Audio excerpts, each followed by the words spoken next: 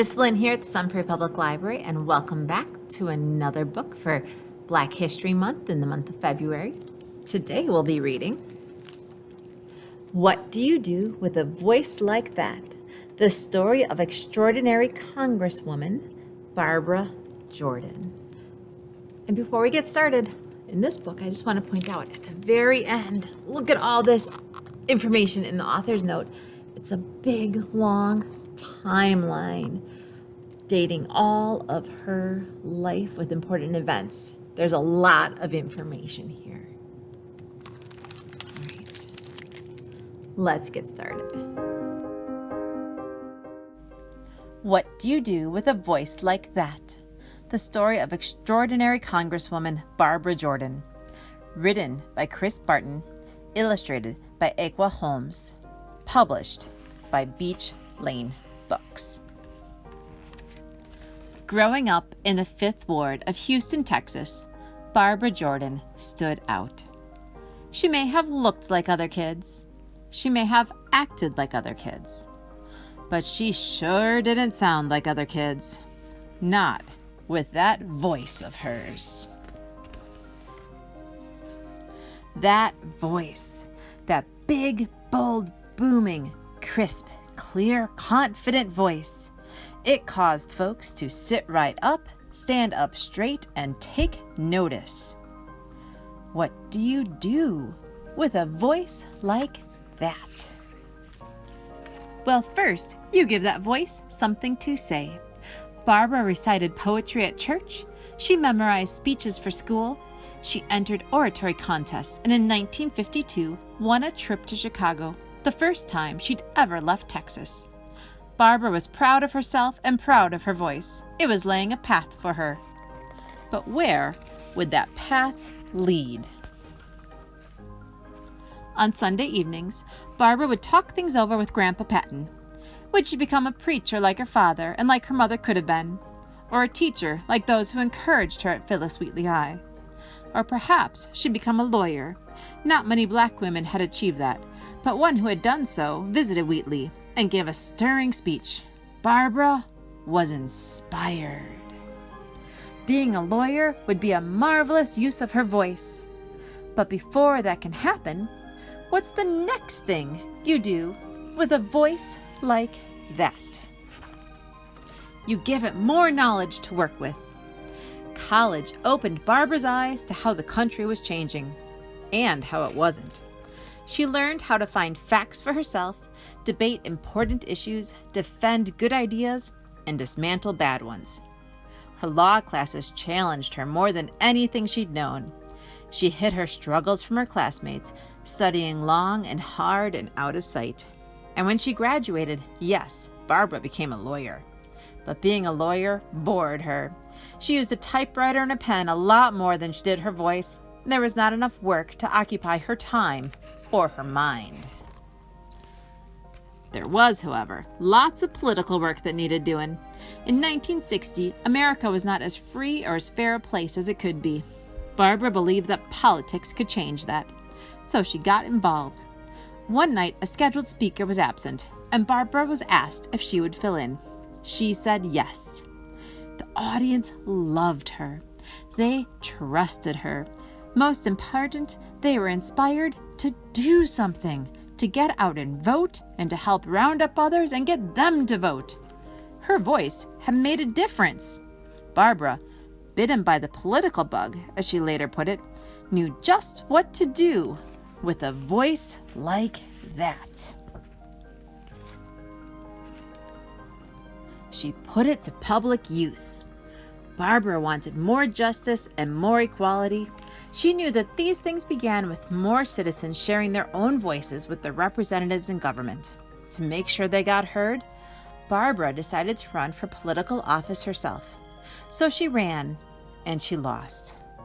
And she ran, and she lost. I have no intention of being a 3-time loser, she said.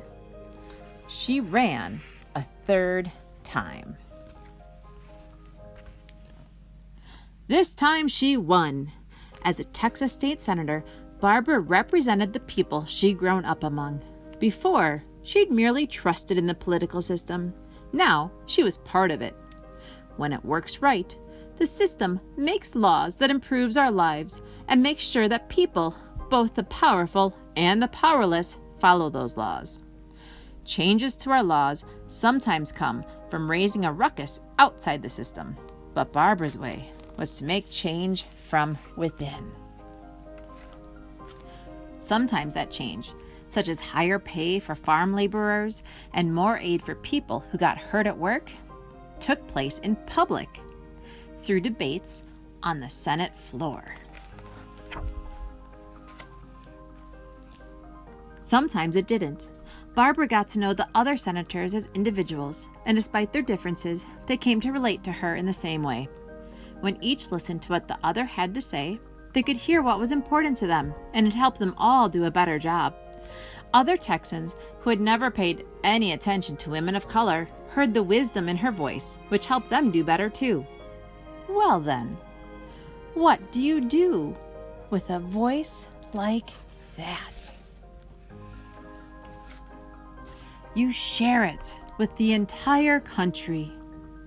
In her next election, in 1972, Barbara moved up to the United States Congress in Washington, D.C. Soon came a troubled, confusing time for the nation. President Nixon, it seemed, had broken the law, and Congress had to decide what to do about it. On a TV broadcast seen throughout the country, Barbara used her voice to show them the way. She reminded her audience that the Constitution is the document governing all the laws in the United States and applies to all of its people. Then she explained in her big, bold, booming, crisp, clear, confident tone how the president's actions had gone against that document.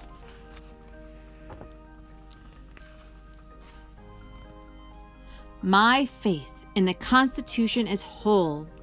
It is complete, it is total, and I am not going to sit here and be an idle spectator to the diminution, the subversion, the destruction of the Constitution. The Constitution, Barbara said, must be preserved. The president, Barbara said, must go. The president went. That speech made Barbara a star. She shone like a bright light in a dark place. Barbara would have loved spending more nights under actual stars, camping and singing with her friends, but the public wanted more of her and more from her. She delivered, battling to protect the rights of Mexican-American voters and others against discrimination. There were whispers and rumblings of what might be next for Barbara. The U.S. Senate? The Supreme Court? Could she possibly become Vice President Jordan? Who knew how high she might rise? So many people had so many hopes for Barbara. In her voice, they knew there was much to admire. How she spoke for those who had less power. How she spoke for those who possessed quieter strengths than her own. How she spoke for those who did not want to be limited by their weaknesses. But the public did not know that this last group included Barbara herself, who had been privately struggling with a nerve disease called multiple sclerosis since her earliest days in Congress. Nor did they know that Barbara had begun hearing another voice. This other voice was an inner voice. It instructed her that the right place for Barbara Jordan was not in any of the roles that the public had in mind. It told Barbara that the right place for her now was as a citizen back home in Texas. What do you do with a voice like that? Even as her body failed her, Barbara's mind grew ever wiser, and she heeded what she heard. She went home.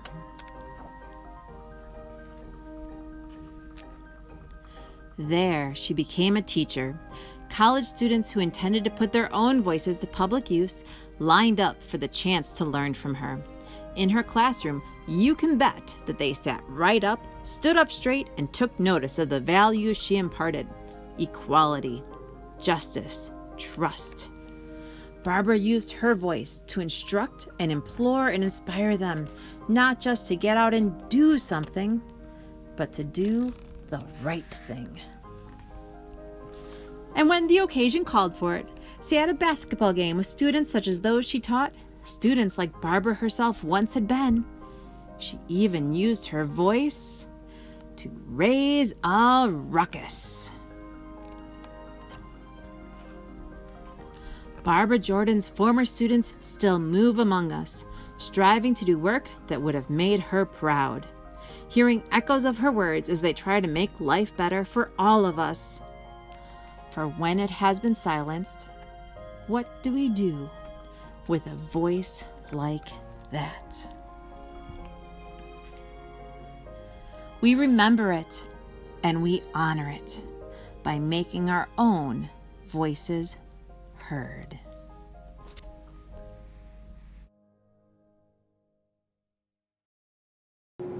I hope you enjoyed that one. Join us next time for another book to celebrate Black History Month. Bye!